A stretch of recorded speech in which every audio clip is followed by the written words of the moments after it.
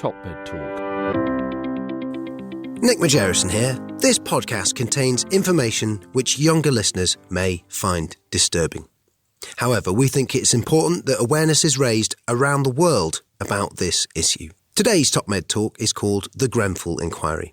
It's presented by one of the founders of TopMedTalk, Martin Howe of Howe & Co., who represents families that were in Grenfell Tower on the night of the fire in 2017.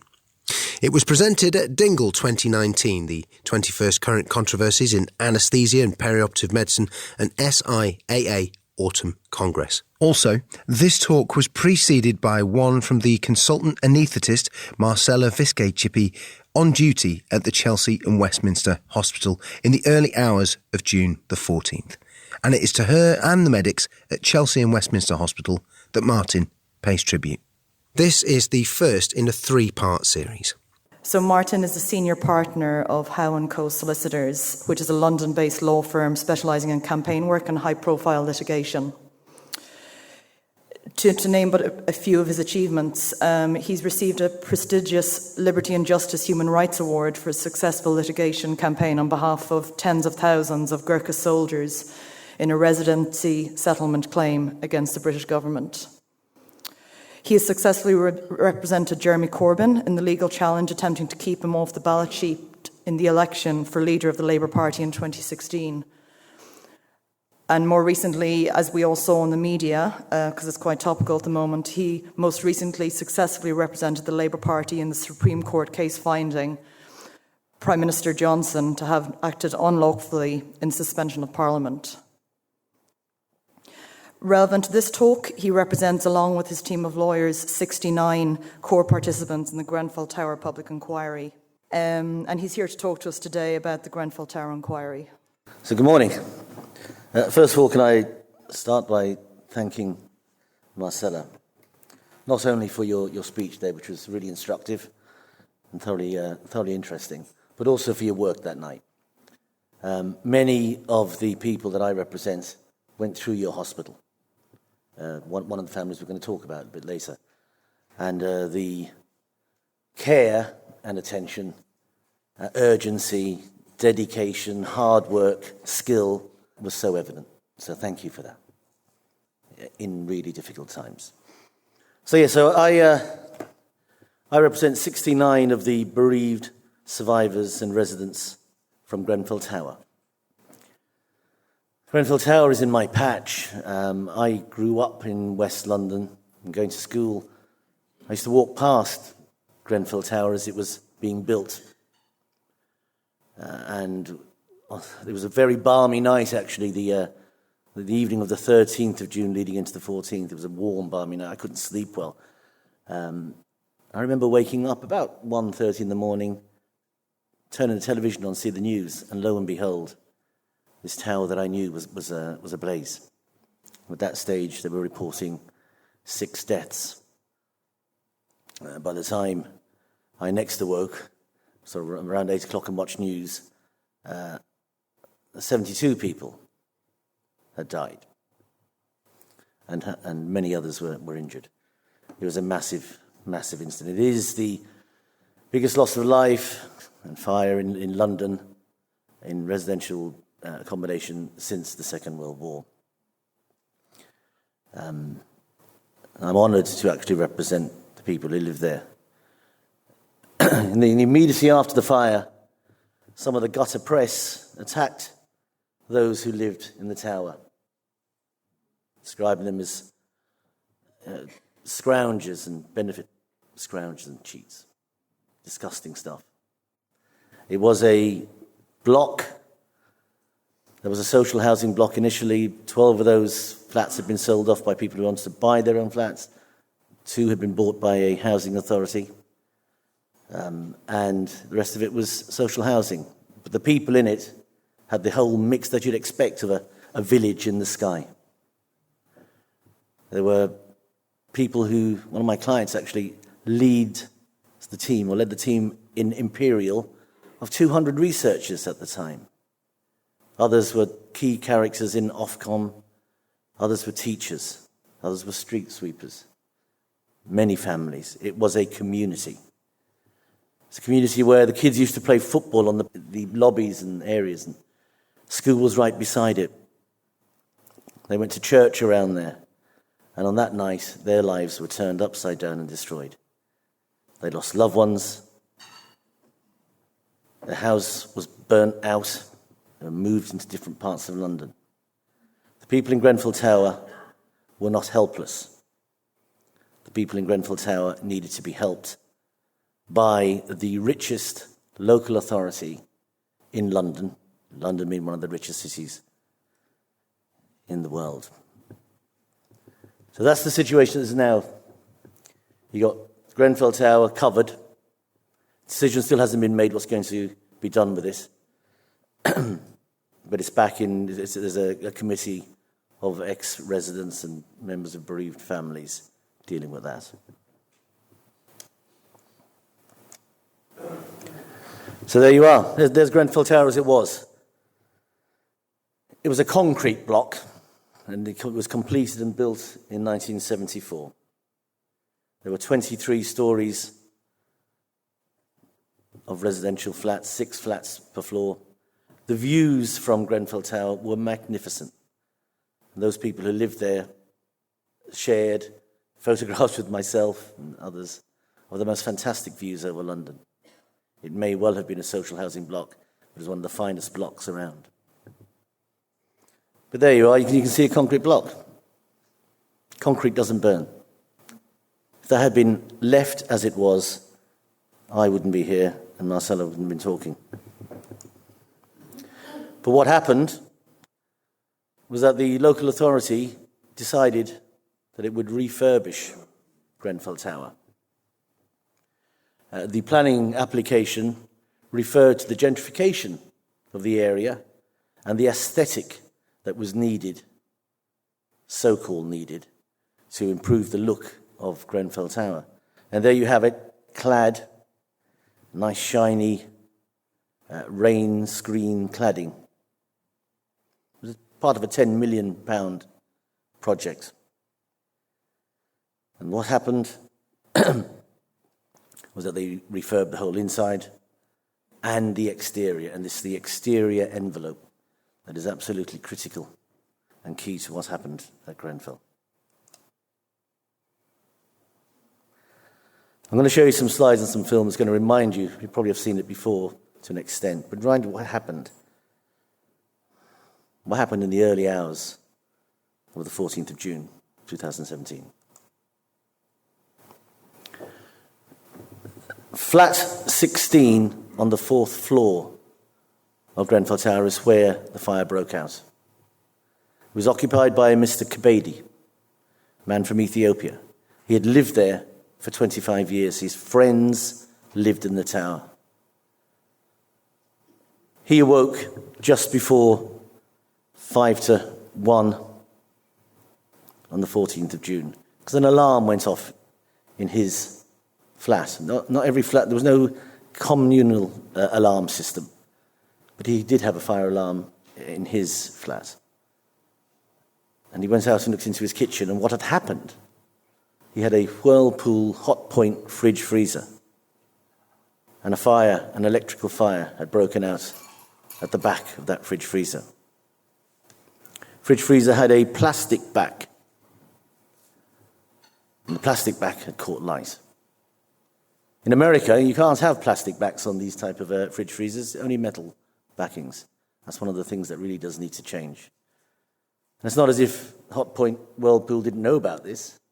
There are about 300 of these type of fires each year in the United Kingdom of these types of fridge freezers.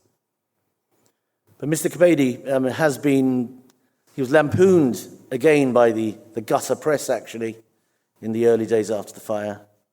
They said that he just simply saved himself. They took photographs from his Facebook of him on holiday and made out that he had left with his case and was enjoying himself on some Spanish beach. The man was destroyed. The police told him that he needed to go into witness protection because of the attacks that were being made on his character. But when this man woke up with the alarm, first thing he did was closed the kitchen door, locked it off, He then woke up the two lodgers that he had living with him. He'd come in from work that night. He's a hard-working man, but to make ends meet, he also had two lodgers with him. He got the two women up, got them out. He then went around his floor, knocked every neighbour up, made sure that they were out of the tower. And he went out and he phoned straight away. And the first phone call, the first 999 call of that day, as you can see, was at 54:29 a.m. I'm going to play it to you. You listen to his voice and listen to the reaction. Brigade. Yeah, hello, hi. In the fire, flat 16 Greenfield Tower. Sorry, a fire where? Flat 16 Greenfield Tower. In the fridge. Right, hang on. Flat 16 Greenfield Tower. Flat 16, and what's the postcode? W111TG. W111T for Tango. Yeah, but can you quick, please? Yeah, would you just, I have to get the address. Okay, Glenn. Flat 16 Greenfield Tower, W111TG. The fire brigade are on their way. Are you outside? Yeah, I'm outside. Yeah, well, the fire... So this man did everything he could and should have done. And he also took a film as soon as he got outside of what was going on. That is the outbreak of the fire on the 4th floor at flat 16. I'm going to play on a little bit of a video of it in a minute. I'd like you to look at the top half, because new windows had been put into Grenfell Tower during the refurbishment, and they had a ventilation unit in the top half. That ventilation unit melted and broke out in very many of the flats and then allowed the fire in. But at this point in time, none of the fire was on the exterior. The envelope was intact. Watch what happens. Dropping down.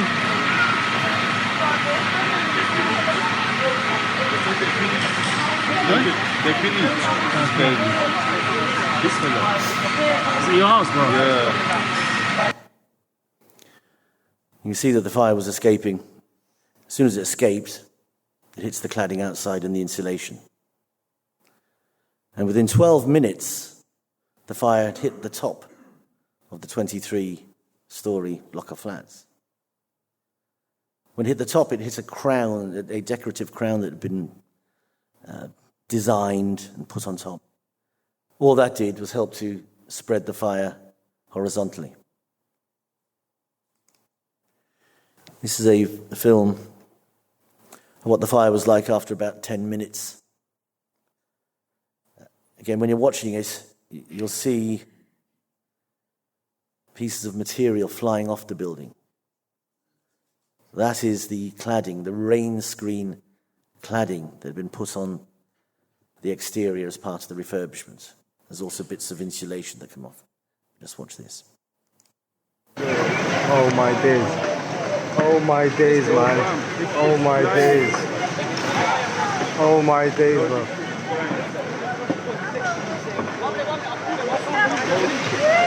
Oh my days. Oh my days. Hello?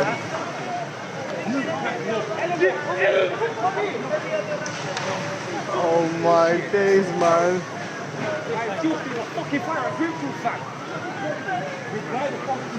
Nah, man. Call Tonky, bruv. See if Tonky's okay, man. Call Tonky, man. Call Tonky, man. Ali, call Tonky. Move that collapse gonna fall this way. Bruv, I know. We need to cut out the way, bruv. Right, Mumbo, I'm not near it. You lot. Shocking. You'll see, though, that it's going up one part of the elevation, because it happened in flat 16, and the line of fire attack in the first place went up along flat 6 on each floor. And you can see that to the left there and around the side, there was no fire at that stage. But as I say, when it hit the crown at the top and went around, the whole of the building was consumed by fire. And Marcel, you were talking about 8 a.m. when you handed over. It was at 8 a.m. that the last person came out alive from Grenfell Tower. Quite amazingly, actually. It's a Chinese man.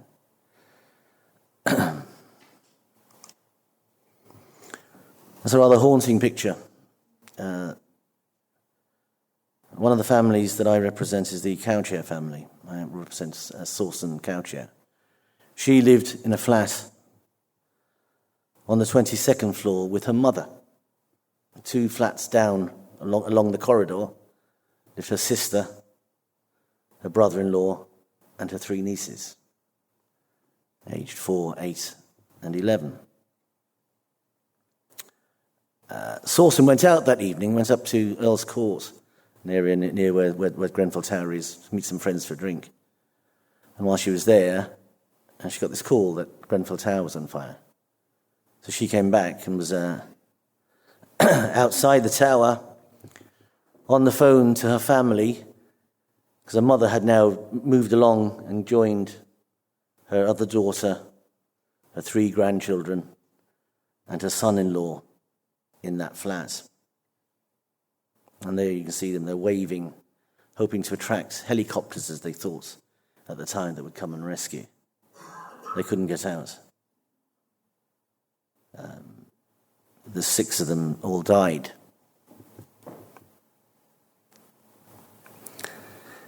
You're talking about psychological help for your people.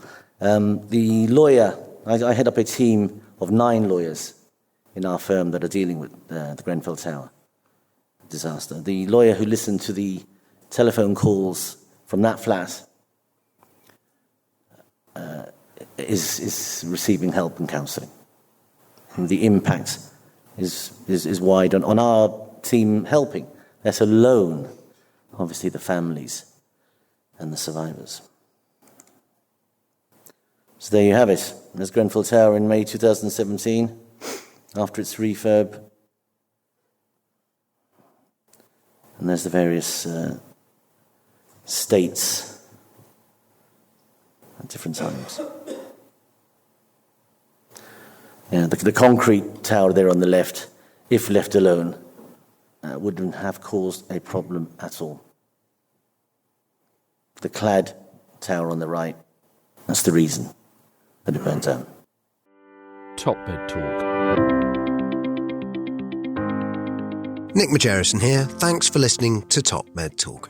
For more information on this talk or anything else related to TopMedTalk, check out our website, www.topmedtalk.com. The podcast show notes contain links with more information about this piece. And while you're there, don't forget to subscribe to TopMedTalk.